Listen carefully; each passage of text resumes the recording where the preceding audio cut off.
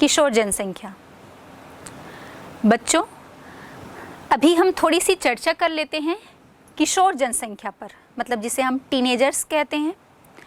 जो हमारा youth generation होता है या युवा वर्ग की हमने जब एज स्ट्रक्चर या एज कंपोजिशन पढ़ा था तो हमने देखा था युवा वर्ग जो हमारे 15 to 59 ईयर्स तक का एज ग्रुप था, और जो बाल आयु वर्ग था उसमें हमने देखा था 0 to 15 ईयर्स। तो इन दोनों के बीच का एक जो एज ग्रुप होता है 10 to 19, 10 से लेकर 19 साल के बीच के जो बच्चे हैं या हम जिन्हें टीनेजर्स कह रहे हैं, इन पर आज हम थोड़ी सी चर्चा कर लेते हैं। तो आपके मन में ये प्रश्न उठ रहा होगा कि इतना हम इस एज ग्रुप को इतना महत्व क्यों दे रहे हैं या हम इनकी चर्चा अलग से क्यों करें। तो मैं आपको बता दूं, अगर आप 10th क्लास के बच्चे हैं तो आप 10 साल से कम उम्र के तो होंगे ही नहीं, और ना ही 19 साल से अधिक के होंगे, तो आप भी इसी एज ग्रुप में आ रहे हैं। और आप जैसे ही इस एज ग्रुप वाले जो बच्चे हैं इनके बारे में जो अध्ययन करना हमारे लिए महत्वपूर्ण इसलिए हो जाता है क्योंकि हम ये मान के चल रहे हैं कि इस एज ग्रुप के जो बच्चे हैं वो हमारे भविष्य के लिए एक महत्वपूर्ण संसाधन है या भविष्य के एक उत्पादक हैं। इसलिए हमें इस एज ग्रुप की जनसंख्या को बहुत ही संभाल कर या इनके विकास के लिए बहुत अधिक प्रयास करना हमारे लिए आवश्यक हो जाता है। और जब हम बात कर रहे हैं कि ये हमारे भारत की कुल जनसंख्या का 5वां हिस्सा है, तो मतलब हम आगे के दशकों की बात करें तो लगभग 2 से 3 दशक तक हम देखेंगे कि हमने यदि इस एज ग्रुप को बहुत संभाल के रखा या इनका विशेष तौर पर ध्यान रखा, तो आगे आने वाले 2 से 3 दशकों में हमारे सामने हमारे एक युवा जनरेशन, युवा पीढ़ी तैयार होगी, कार्यशील जनसंख्या तैयार होगी, जो हमारे लिए भविष्य की एक उत्पादक वर्ग के रूप में कही जा सकती है। और हम देखते हैं कि इस एज ग्रुप में एक समय होता है जब शारीरिक परिवर्तन तो होते ही हैं, और शारीरिक परिवर्तन के साथ साथ भावनात्मक परिवर्तन भी इस एज ग्रुप में देखे जाते हैं। तो इसलिए अगर ये एज ग्रुप जो है ये एक कमज़ोर वर्ग रहा तो हम कहेंगे कि हम आगे आने वाली जो विकास है उसके मार्ग में एक बाधा उत्पन्न करेंगे। और यदि हमने इस एज ग्रुप में अभी से ध्यान दिया, मतलब कि जैसे इनके पोषण से संबंधित, स्वास्थ्य से संबंधित या शिक्षा से संबंधित और इनके भावनात्मक पहलुओं पर यदि हम अभी से ध्यान देकर इनके विकास के लिए आगे बढ़ेंगे तो हम कह सकते हैं कि एक अच्छे उत्पादक जो हैं वो हम भविष्य के लिए तैयार करेंगे। और जनरली हम देखते हैं कि हमारे भारत में या अधिकतर जो विकासशील देश होते हैं वहाँ पर हम देखते हैं कि जो भोजन किया जा रहा है, मान लो एक पोषण या स्वास्थ्य से संबंधित हम बात कर रहे हैं, तो जब हम भोजन की बात करते हैं तो भोजन जो किया जाता है वो पेट भरने के लिए है। या आजकल के बच्चों की जो जनरली इस एज ग्रुप की ही हम बात कर रहे हैं, तो वो खाने के लिए जो चाइनीज़ आइटम हैं या pizza, burger, Maggi, pasta, noodles, ये सारी चीज़ें हैं, वो उनको लगता है ये खा लिया, पेट भर गया, हो गया। और खाने के लिए जो पोषक तत्व जिनमें न्यूट्रिशंस हमें मिलते हैं उनको खाने में उनकी कोई रुचि नहीं होती, या तो वो पसंद नहीं है या उन्हें लगता है कि हम डेली इन्हीं चीज़ों को कितना खाएं। तो इससे पेट तो भर जाएगा लेकिन आपको न्यूट्रिशंस या सही पोषक तत्व जो हैं वो नहीं मिल पाएंगे। इसलिए आपको स्वयं को भी इस बात को ध्यान देना होगा कि आपको अपने शरीर के पोषक तत्वों को बढ़ाना होगा, बीमारियों से लड़ने के लिए अपनी प्रतिरोधक क्षमता को बढ़ाना होगा, और साथ ही साथ सभी जो सामाजिक और भावनात्मक चीज़ें हैं या पहलू हैं उन पर आपको विशेष रूप से नज़र रखनी होगी। तभी आप आगे हम कह सकते हैं कि एक स्वस्थ और कुशल उत्पादक के रूप में तैयार होंगे। और इस एज ग्रुप के साथ साथ शासन को माता पिता को और जितने भी जो नीति निर्माण बनाने वाले हैं उन सभी को भी इस एज ग्रुप की तरफ जो है वो बहुत अधिक ध्यान देना होगा। और विशेषकर हम देखते हैं कि हमारे देश में इस एज ग्रुप की जो लड़कियां होती हैं वो अधिकतर एनीमिया से पीड़ित होती हैं, मतलब रक्त की कमी वाली समस्या से पीड़ित होती हैं। तो इसके लिए उन लड़कियों को भी जागरूक करना होगा कि वो खुद अपने स्वास्थ्य के लिए अवेयर हों, और साथ ही साथ उनके जो इर्द गिर्द रहने वाले हैं, चाहे वो माता पिता हों या वो शिक्षक हों, इन सभी को और विशेष तौर पर शासन को भी इसके लिए विशेष योजनाएं जो हैं वो तैयार करनी होंगी, ताकि हम मैं फिर से कहूँगी कि एक कुशल और स्वस्थ उत्पादक जो हैं हम भविष्य के लिए एक संसाधन के तौर पर तैयार कर पाएँ।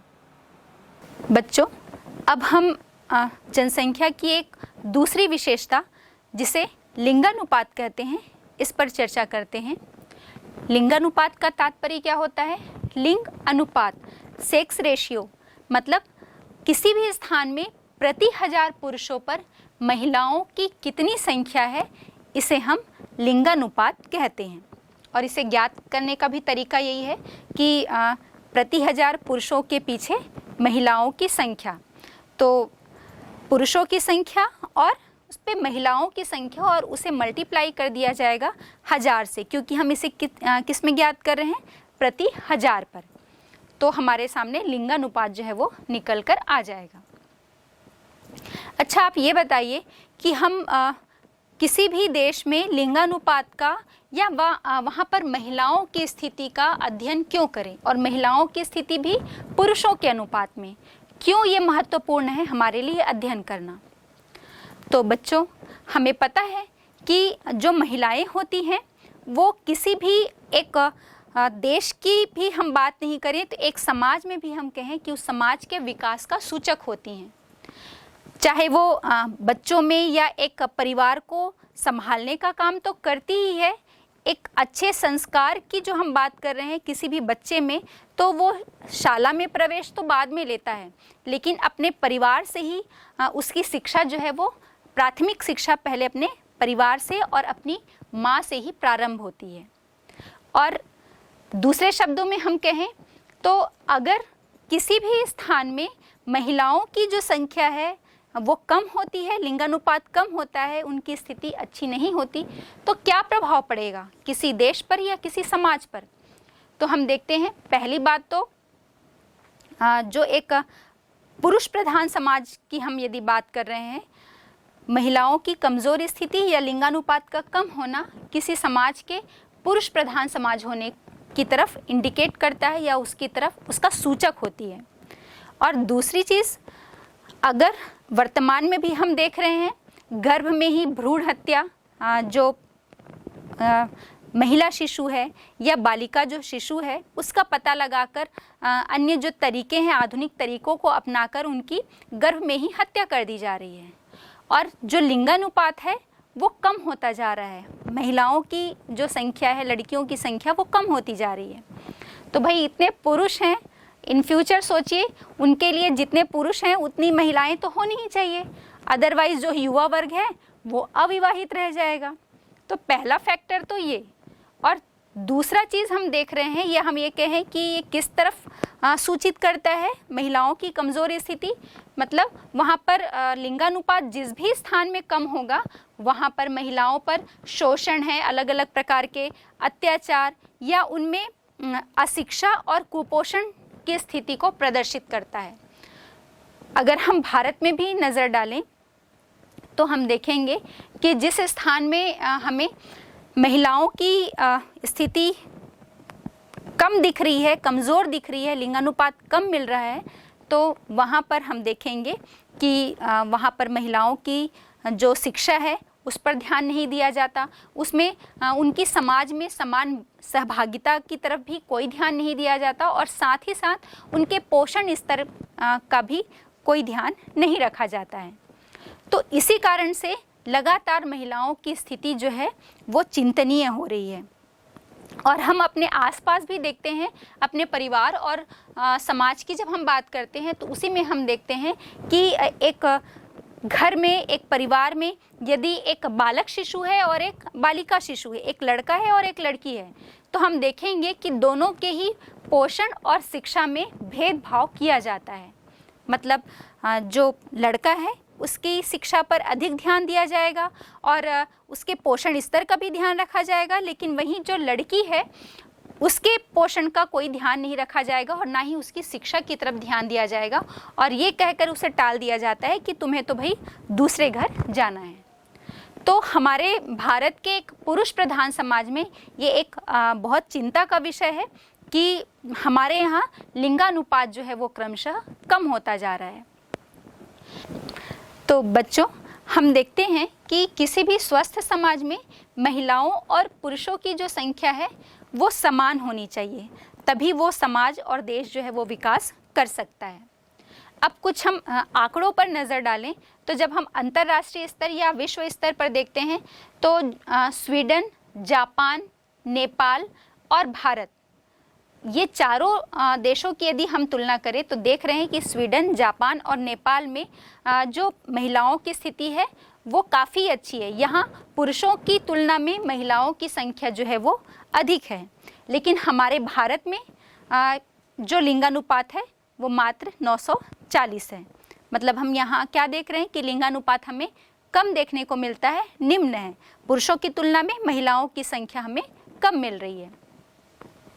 और जब हम इसमें स्थानिक स्तर पर अध्ययन करें तो देखेंगे कि केरल में, पूरे देश में केरल में सबसे अधिक लिंगानुपात मिलता है, जहाँ पर प्रति 1000 पुरुषों पर महिलाओं की जो संख्या है वो 1084 है, 1084।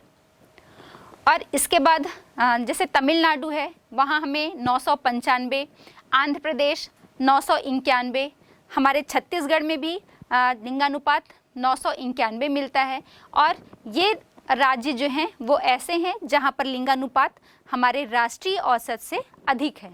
हमारा राष्ट्रीय औसत 940 है और इन राज्यों में हमें इस औसत से अधिक लिंगानुपात मिलता है। और लेकिन वहीं पर जब हम बात करते हैं हरियाणा की, गुजरात की और राजस्थान की, तो ये राज्य ऐसे हैं जहाँ पर लिंगानुपात हमें राष्ट्रीय औसत से भी और कम देखने को मिलता है। मतलब यहाँ पर महिलाओं की स्थिति और भी ज़्यादा खराब है। अब इन सब से हम ये अनुमान लगा सकते हैं कि भारत के किस राज्य में महिलाओं की स्थिति जो है वो कमज़ोर है और इसे सुधारने के लिए हम क्या क्या उपाय जो हैं वो कर सकते हैं। तो पूरे देश में और वहाँ पर अलग अलग स्थानों में हम पुरुष और महिलाओं की स्थिति, मतलब प्रति 1000 पुरुषों पर महिलाओं की स्थिति को ज्ञात करने के लिए इस चार्ट का सहारा ले सकते हैं। बच्चों, हम लिंगानुपात पर चर्चा कर रहे थे और हमने देखा कि भारत में स्त्रियों की जो स्थिति है वो बहुत अच्छी नहीं है। प्रति 1000 पुरुषों पर महिलाओं की संख्या जो है वो सिर्फ 940 थी। और यदि आप इस आंकड़े पर नज़र डालें ग्राफ के माध्यम से, तो हम देख रहे हैं कि लगातार जो है वो लिंगानुपात की स्थिति गिरती हुई नज़र आ रही है। मतलब अगर हम कहें कि हम विकास कर रहे हैं, विकास की ओर आगे बढ़ रहे हैं, तो स्थिति ये नहीं होनी चाहिए, स्थिति इसके विपरीत होनी चाहिए। क्योंकि हम विकास किसे कहेंगे? एक समाज के दो महत्वपूर्ण पहलू होते हैं, पुरुष और महिलाएं। तो जब समाज में इन दोनों को समान अवसर, समान सहभागिता या जो इक्वल केयर की जब हम बात करते हैं, या हम शैक्षणिक सुविधा उसमें भी समानता की चर्चा करें, तो ये जब तक इन दोनों ही वर्गों को एक समान नहीं मिले तो हम कैसे कह सकते हैं कि हम विकास की एक अच्छी दिशा को पकड़ रहे हैं। और यही जो आंकड़े हैं ये इस बात को झुठला रहे हैं कि हम विकास की सही दिशा नहीं पकड़ पा रहे हैं, क्योंकि हमारे देश में महिलाओं की स्थिति बहुत अच्छी नहीं है। और इसके पहले भी हमने चर्चा की कि भारत के साथ साथ बहुत सारे भारत के ही जो राज्य हैं वहाँ पर भी लिंगानुपात जो है उसमें हमको विषमता देखने को मिलती है। किसी राज्यों में इनकी स्थिति काफ़ी बेहतर है, लेकिन बहुत से ऐसे राज्य हैं जहाँ पर कि भारत का या हम कहें कि राष्ट्रीय औसत से भी लिंगानुपात जो है वो कम देखने को मिलता है। तो कारण क्या है पहले भी हमने चर्चा की है। और हम देखते हैं कि जो समाज में स्त्रियों की स्थिति है वो एक भेदभावपूर्ण स्थिति है। बढ़ता हुआ भेदभाव या आर्थिक और सामाजिक स्तर पर जो है उनको नकारात्मकता या हम कहें कि उनकी तरफ जो है ध्यान नहीं दिया जाता। सामाजिक स्तर पर मतलब सामाजिक भागीदारी की हम बात करें या फिर आर्थिक स्तर पर आर्थिक सहभागिता की बात करें, और ये कहकर टाल दिया जाता है कि आप एक महिला हैं और आपको एक घर की रसोई तक ही सीमित रहना है। और इन वाक्यों के साथ जो है वो एक समाज या देश राष्ट्र में उनकी आर्थिक भागीदारी को बहुत हद तक सुनिश्चित नहीं किया जाता। और यही कारण है कि महिलाएं जो हैं वो पिछड़ रही हैं और समान सहभागिता उनकी नहीं हो पा रही है। हालांकि अभी की वर्तमान स्थिति देखें तो काफ़ी हद तक सुधार हुआ है, लेकिन पूरी तरह सुधार हम नहीं कह सकते, क्योंकि हम हमारे देश में या समाज में ही जो पढ़े लिखे लोग हैं वहाँ पर भी हम देखते हैं कि आधुनिक तकनीकों का प्रयोग करके गर्भ में ही जो है वो महिला शिशुओं को मार दिया जाता है। तो जब हमारी सोच शिक्षित होने के बाद भी ऐसी है तो हम सोच सकते हैं कि हमारे लिए कितना चिंता का विषय है। आइए अब हम बात करते हैं कि जैसे तमिलनाडु है या हम केरल की चर्चा कर रहे थे, तो क्या कारण है जहाँ पर जो वहाँ पर महिलाओं की स्थिति जो है वो राष्ट्र की अपेक्षा बेहतर है या एक बेहतर स्थिति में है वहाँ लिंगानुपात की स्थिति। तो महिलाओं को दी जाने वाली बेहतर सुविधाएं, स्वास्थ्य सुविधाएं, चिकित्सा संबंधित सुविधाएं, या समाज में भी हम देखेंगे कि महिलाओं की एक सक्रिय भूमिका जो है वो इन राज्यों में देखने को मिलती है। और साथ ही साथ जो है आर्थिक स्वावलंबन मतलब आर्थिक क्षेत्र में भी उनकी भागीदारी को इन राज्यों में सुनिश्चित किया गया है। जैसे पुरुष की भागीदारी होती है आर्थिक क्षेत्र में, ठीक उसी प्रकार से इन राज्यों में महिलाओं की भी भागीदारी होती है, जिस कारण से इन राज्यों में हमें महिलाओं की स्थिति या लिंगानुपात की जो स्थिति है वो एक बेहतर स्थिति में देखने को मिलती है। लेकिन इसके साथ ही साथ यदि हम आ जाएं जो पूरे मैदानी राज्य हैं, फिर हम बात कर ले पंजाब की, हरियाणा, उत्तर प्रदेश हो गया, बिहार हो गया, यहाँ पर लिंगानुपात की स्थिति जो है वो बहुत दयनीय स्थिति है या चिंतनीय है ये जो स्थिति। और कारण क्या है? कारण ये है कि वहाँ पर महिलाओं को आर्थिक अवसर बहुत कम मिलता है, आर्थिक रूप से भागीदारी का।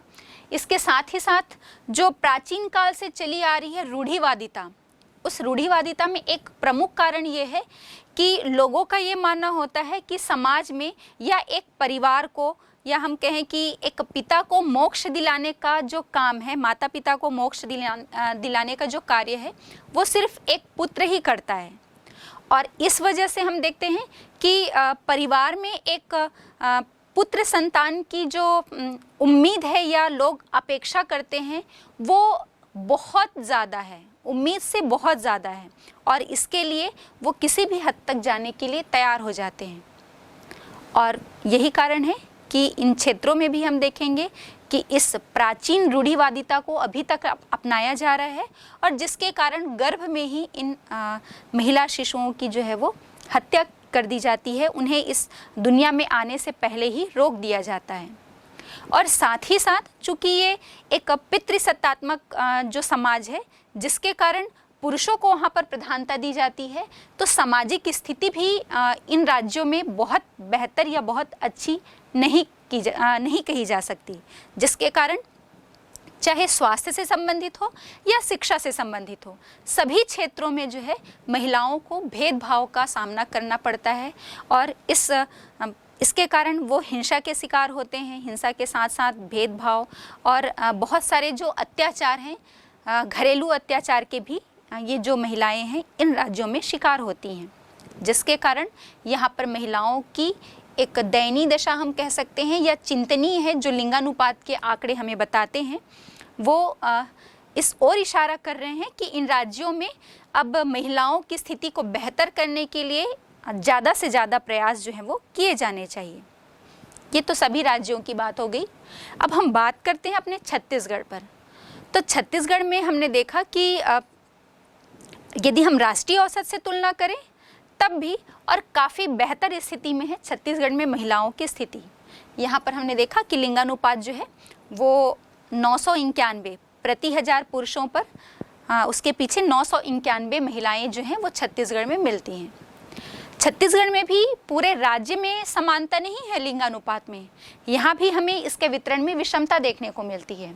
और विषमता ऐसी कि यदि हम इसके मैदानी क्षेत्र, मध्य मैदानी क्षेत्र में चले जाएं और इस मध्य जो मैदानी क्षेत्र है, छत्तीसगढ़ का जो मैदान है, उसमें जितने भी जिले हैं हम उसे विकसित जिले कहते हैं। विकसित जिले मतलब जनसंख्या तो है ही और साथ ही साथ शिक्षा का स्तर भी यहाँ पर जो है वो उच्च देखने को मिलता है।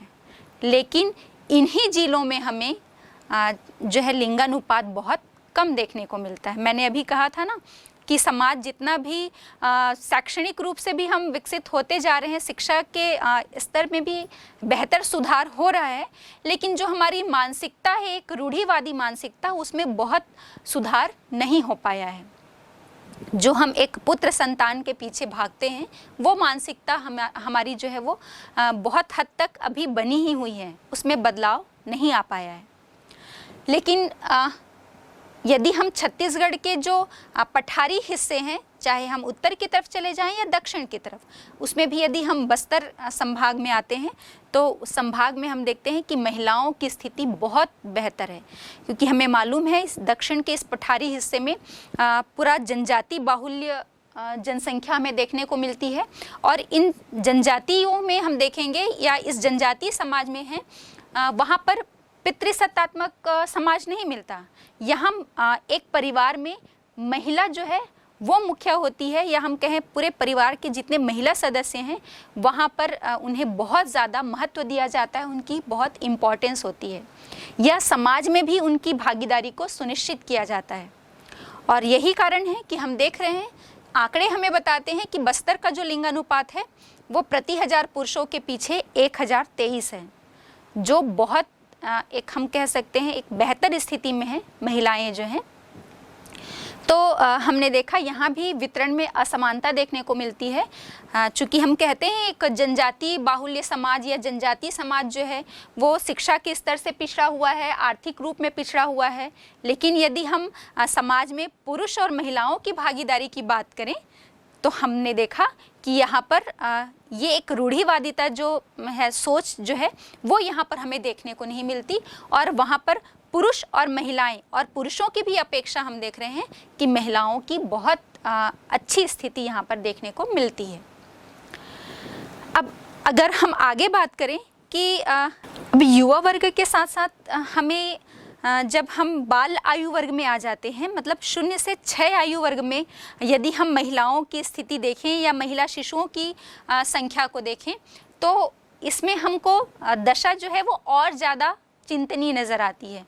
क्योंकि जब हम भारत की बात करते हैं तो हम देख रहे हैं 0 से 6 आयु वर्ग में लिंगानुपात या प्रति हजार पुरुषों में महिलाओं की जो संख्या है वो मात्र 914 मिलती है। मतलब यदि हम सामान्य लिंगानुपात जो 940 कह रहे हैं तो 0 से 6 आयु वर्ग में तो ये और बहुत ज़्यादा कम हो गया, 914 मात्र।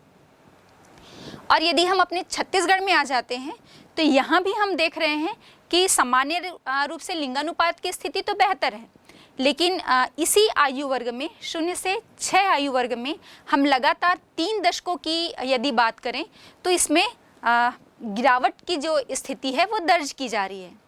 मतलब जो 1991 में 984 था वो 2001 में 975 हो गया, और 2011 जनगणना में ये घटकर और 964 ही रह गया है। तो ये जो गिरावट की स्थिति हम देख रहे हैं तो ये इस बात की ओर इशारा कर रहे हैं कि ये लगातार जो समाज की सोच है उसमें परिवर्तन हो रहा है। लोग वही एक पुत्र संतान की अपेक्षा में लड़कियां होती हैं, उनका गर्भ में ही जो है वो आधुनिक तरीके से या आधुनिक या वैज्ञानिक तरीकों को अपनाकर ये उनकी मृत्यु करवा देते। तो ये कुछ कारण हैं, और हम कहें कि ये इंडिकेशन है, संकेत दे रहे हैं हमें ये गिरता हुआ लिंगानुपात जो है कि समाज की सोच में परिवर्तन आ रहा है। वो इस आयु वर्ग में लिंगानुपात का कम होना इस परिवर्तन को दिखा रहा है कि लोग जो हैं वो लड़कियों को समाज में कम प्राथमिकता दे रहे हैं और लड़कों को प्राथमिकता अधिक दी जा रही है। तो ये बहुत अधिक चिंता का विषय है और इसमें लोगों को जागरूक करने की आवश्यकता हमें नज़र आ रही है। और हम पहले भी चर्चा कर चुके हैं कि लिंगानुपात की स्थिति बेहतर होना किसी राष्ट्र के विकास के लिए बहुत आवश्यक है, क्योंकि समान रूप से दोनों महत्वपूर्ण पहलू है। ना तो महिलाओं के बिना ही काम चलेगा, ना ही पुरुषों के बिना। एक समाज के विकास के लिए, और जब समाज का विकास होगा तो किसी राष्ट्र का भी विकास होगा। तो इसके लिए उस समाज में महिला और पुरुष दोनों को समान अवसर, समान सहभागिता मिलनी चाहिए। या समान, हम जो कहें कि केयर की जब बात करते हैं, ध्यान की, उसमें स्वास्थ्य है, शिक्षा है, ये सारी चीज़ें आ जाती हैं। तो उसमें दोनों ही वर्ग को समान अवसर और समान सहभागिता मिलनी चाहिए। जनसंख्या की एक अगली विशेषता उसकी व्यावसायिक संरचना, ऑक्युपेशनल स्ट्रक्चर, या हम इसी को कह सकते हैं कि किसी भी देश की जितनी जनसंख्या होती है उसमें कार्यशील जनसंख्या का कितना अनुपात होता है, या व्यावसायिक संरचना को हम कार्यशील जनसंख्या में लगे हुए लोगों की संख्या भी कह सकते हैं। तो हमारे देश में कार्यों का विभाजन जो है वो 3 सेक्टर या 3 वर्ग में रखा गया है। पहला है प्राथमिक क्रियाएं या प्राइमरी सेक्टर, दूसरा द्वितीय क्रियाएं या सेकेंडरी सेक्टर, और तीसरा है तृतीय क्रियाएं या टर्शरी सेक्टर। तो पहले ये समझना होगा कि ये तीनों वर्गों में कौन कौन से या किस प्रकार की जो क्रियाएं हैं वो शामिल हैं। तो जो प्राथमिक सेक्टर होता है या प्राइमरी सेक्टर या प्राथमिक क्रिया जिसे हम बोल रहे हैं, उसमें हम कहेंगे प्राथमिक क्रियाएं मतलब धरातल से जुड़ी हुई, जैसे कि कृषि का कार्य हो गया, पशुपालन हो गया, खनन हो गया। ये सब जमीन से जुड़ी हुई चीज़ें या धरातल से जुड़ी बातें हैं। मतलब आप कृषि कार्य करते हैं तो भी जमीन में कर रहे हैं, खनन का कार्य भी आप धरातल को खोद कर ही करते हैं, और जब पशुपालन करते हैं तो पशुओं को चरा रहे हैं तो भी आप हरी घरी घास चराते हैं चारागाह के माध्यम से, जो कि जमीन से जुड़ी हुई है। तो फिर मत्स्य पालन है। तो ये सारी चीज़ें जो हैं ये आपके प्राथमिक क्रिया के अंतर्गत आती हैं। अब दूसरा है सेकेंडरी एक्टिविटीज़ या द्वितीय क्रियाएं। तो द्वितीय क्रियाओं के अंतर्गत वे क्रियाएं शामिल होती हैं जो प्राथमिक क्रिया से जुड़ी हुई होती हैं। जैसे कि आपने पशुपालन किया, गाय या भैंस, उससे दूध तो निकाला, या हम कहेंगे कि आपने कृषि कार्य किया और कृषि से संबंधित जो है कोई भी फसलें उगाई, चाहे वो कपास हो, धान हो, गेहूं हो, और उसके बाद जो है जैसे कि खनन कार्य किया, खनन कार्य करके आप अलग अलग प्रकार के खनिज निकाल लिए, जैसे लोहा है, कोयला है, मैग्नीज है। तो इन सब का जब रूप परिवर्तित किया जाता है तो जो रूप परिवर्तन करने की प्रक्रिया है, जो प्रोसेस है, वो आपके सेकेंडरी एक्टिविटीज़ या द्वितीय क्रिया के अंतर्गत आती है। जैसे कि आप दूध से या अलग अलग टाइप के डेयरी प्रोडक्ट्स बनाएंगे। जैसे दूध से आपने दही बनाया, पनीर बनाने की जो प्रक्रिया है, खोआ बनाने की जो प्रक्रिया है, या उससे घी बनाया। तो दूध है, ये सारे प्रोडक्ट्स जो हैं वो दूध से ही जुड़े हुए हैं, लेकिन दूध का हमने रूप परिवर्तन कर दिया, उससे दही बना लिया, उससे फाड़कर छेना निकाल कर हमने पनीर बना लिया। ये सारे जो हैं उसके दूध के ही रूप परिवर्तित रूप हैं। तो ये रूप परिवर्तन भी किस स्थान पर होता है, वो एक विनिर्माण उद्योग जो है वो आपके द्वितीय क्रिया के अंतर्गत आता है। ये लघु उद्योग होंगे, कुटीर उद्योग होंगे, चाहे बृहद उद्योग, मध्यम लघु या बृहद उद्योग जो हैं, ये सभी आपके जो विनिर्माण उद्योग हैं वो द्वितीय क्रिया के अंतर्गत आते हैं। और ये सभी आपके प्राथमिक क्रिया से जो उत्पन्न वस्तुएं या पदार्थ होती हैं उसमें रूप परिवर्तित करके बनाई जाती हैं। जैसे भी बताया ना, दूध और दूध से बने हुए जो प्रोडक्ट्स हैं वो उसके अंतर्गत आएंगे। फिर हम कृषि की बात कर रहे हैं। कृषि के अंतर्गत आपने गेहूं की फसल ली और गेहूं का रूप परिवर्तन करके आपने ब्रेड बना लिया, चावल का रूप परिवर्तित करके आपने मुरमुरे बना लिए या पोहा बना लिया। इसके साथ ही साथ जैसे खनिज अयस्क की बात कर रहे हैं तो लौह अयस्क तो आपने धरातल भूगर्भ से निकाल लिया, लेकिन उसको आप ऐसे ही यूज़ नहीं कर सकते ना, उसको आप इस्पात बनाएंगे। फिर इस्पात से अलग अलग तरीके की चीज़ें, चाहे वो एक छोटी सी सुई से लेकर बड़ी सी मशीन हो सकती है कारखाने में जो काम आती है, या आपके घर में उपयोग किए जाने वाले अलग अलग तरह के बर्तन, तो ये सब इस्पात में परिवर्तित, लौह अयस्क को इस्पात में परिवर्तित करने के बाद इन रूपों में उसको ढाला जाता है।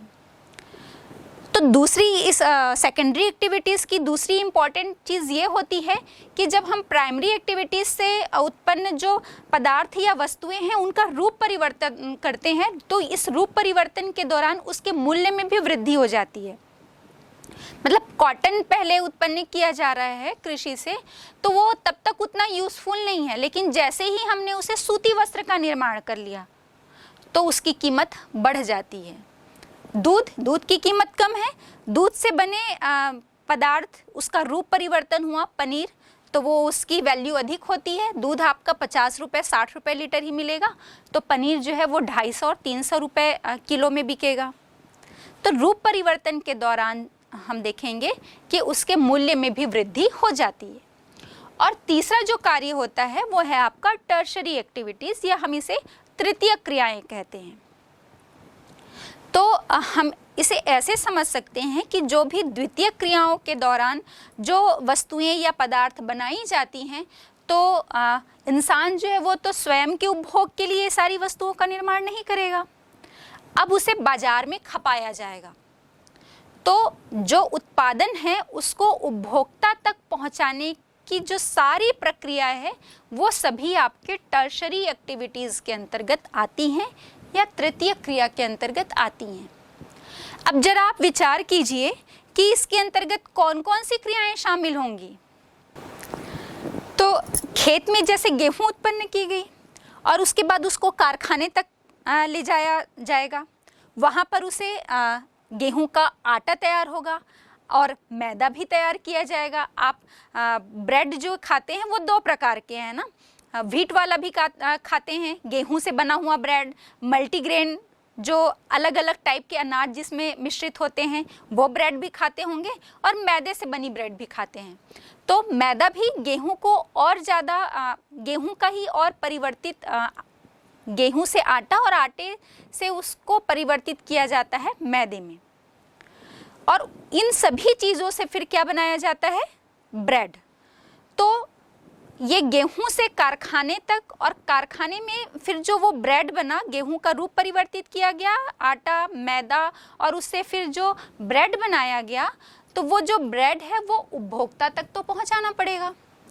तो उपभोक्ता तक पहुंचाने के लिए वो किसी डेयरी शॉप में, किसी किराने की शॉप में, या हम कहें सीधे से बाजार तक उसे पहुंचाना होगा।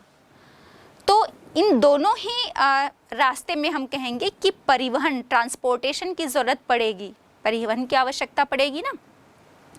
तो सीधे सीधे हम एक सरल शब्दों में यदि हम समझें तो हम कहेंगे कि जो तृतीय क्रियाएं होती हैं वो सेवा कार्यों से जुड़ी होती हैं, फिर वो व्यापार के संबंध में हो या विनिमय के संबंध में हो, परिवहन के संबंध में हो। मतलब जो इसमें कार्य किए जाते हैं उसके बदले कोई ना कोई भुगतान जो है वो लिया जाता है, चाहे वो सैलरी के रूप में हो या पारिश्रमिक के रूप में हो।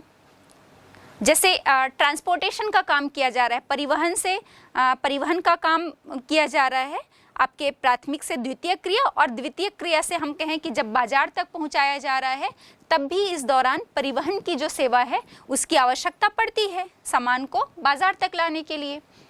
तो वो फ्री में तो आपको ला के देगा नहीं, जो माल आपने मंगाया है, चाहे वो ब्रेड हो या फिर वो रेडीमेड वस्त्र हो, या फिर हम कहें कि इस्पात से बनी अलग अलग चीज़ें, चाहे वो बर्तन हो, छोटी सुई हो, जो भी चीज़ है उसको मार्केट तक लाने के लिए अगर वो आपको मार्केट तक पहुंचा रहा है उस पर्टिकुलर सामान को, तो वो फ्री में तो देगा नहीं, उसके लिए वो क्या लेगा, कुछ ना कुछ भुगतान लेगा। कि आपके गंतव्य तक आपके माल को उसने पहुंचाया है, तो उसके बदले में आप उसको कुछ भुगतान करेंगे। ठीक इसी प्रकार जैसे आप यात्रा करते हैं, आप किसी भी जगह जा रहे हैं, चाहे आप मान लो बिलासपुर में रहते हैं, वहाँ से आप रायपुर जा रहे हैं, रायपुर से आप अंबिकापुर जा रहे हैं, और इसके लिए आप चाहे सड़क परिवहन का सहारा ले रहे हो या रेल परिवहन का सहारा ले रहे हो। तो जब आप सड़क परिवहन से जा रहे हैं, बस से जा रहे हैं, या आप गाड़ी करके जा रहे हैं, टैक्सी कर रहे हैं किराए से, या आप ट्रेन से परिवहन कर रहे हैं, वो भी आपको फ्री में नहीं ले जा रहा, उसके लिए आप क्या कर रहे हैं, या एक किराए के रूप में पैसे का भुगतान कर रहे हैं, तभी आप उस सेवा का लाभ जो है वो उठा पाते हैं। और ठीक इसी प्रकार व्यापार से संबंधित चीज़ें, तो ये जो भी व्यापार और वाणिज्य से जुड़ी चीज़ें होती हैं वो आपके तृतीयक व्यवसाय या तृतीयक क्रिया के अंतर्गत आती हैं। और इसके अलावा जैसे आप शाला में पढ़ते हैं, तो शाला में आपको एक शिक्षक जो होता है वो विषय से संबंधित शिक्षा प्रदान करता है, तो उस शिक्षक को भी शिक्षा के बदले, हालांकि वो मानसिक जो है वो कार्य कर रहा है, लेकिन उसके बदले उसे एक पेमेंट जो है, सैलरी जो है वो प्रदान की जाती है। तो ये सारे कार्य, फिर उच्च स्तर पे भी हम कहें कि कुछ निर्देशन का काम है, ये सभी जो चीज़ें हैं वो टर्शरी एक्टिविटीज़ के अंतर्गत आती हैं। और बच्चों, अभी हमने समझा कि प्राइमरी, सेकेंडरी और टर्शरी एक्टिविटीज़ क्या है। अब हम इसमें देखेंगे कि हम क्यों इसका अध्ययन कर रहे हैं। हम जनसंख्या पढ़ रहे हैं तो उसमें इन सभी बातों का अध्ययन क्यों कर रहे हैं। हमने ये जो वर्गीकरण देखा उसमें हम ये देखेंगे कि जो भी विकासशील देश हैं, मतलब जितने भी विकासशील देश हैं, चाहे हम भारत की बात करें, बांग्लादेश, नेपाल हो गया, ये सभी जो हैं वहाँ की अधिकतर जनसंख्या जो है वो प्राइमरी एक्टिविटीज़ में लगी हुई होती है, मतलब प्राथमिक क्रिया में संलग्न होते हैं, चाहे वो मत्स्य पालन हो या कृषि से संबंधित कार्य या खनन से संबंधित कार्य। और जो विकसित देश होते हैं, जैसे हम अमेरिका, फ्रांस, ब्रिटेन, ये सब की बात कर लें, तो यहाँ पर जितने भी विकसित देश हैं वहाँ पर हम देखेंगे ये प्राइमरी एक्टिविटीज़ में लगे लोग बहुत कम मात्रा में मिलते हैं, और वहाँ जो लोग हैं वो अधिकतर तृतीयक कार्यों में ही लगे हुए होते हैं, और कुछ जनसंख्या जो है वो सेकेंडरी एक्टिविटीज़ में लगी हुई होती है। तो किसी देश में कितनी जनसंख्या, मतलब जनसंख्या का कितना प्रतिशत जो है वो किस वर्ग के कार्य में लगा हुआ है, किस वर्ग में क्रियाशील है, उससे ये पता चलता है कि वो देश कितना विकसित है या कितना विकासशील देश है।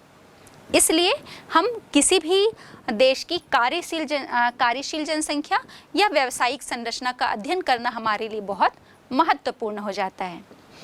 अब इन आंकड़ों से आप देख पा रहे होंगे भारत के ही साथ कितने भी भारत के अलावा और अन्य देश जो हैं जो अलग अलग प्रकार के कार्यों में लगे हुए हैं।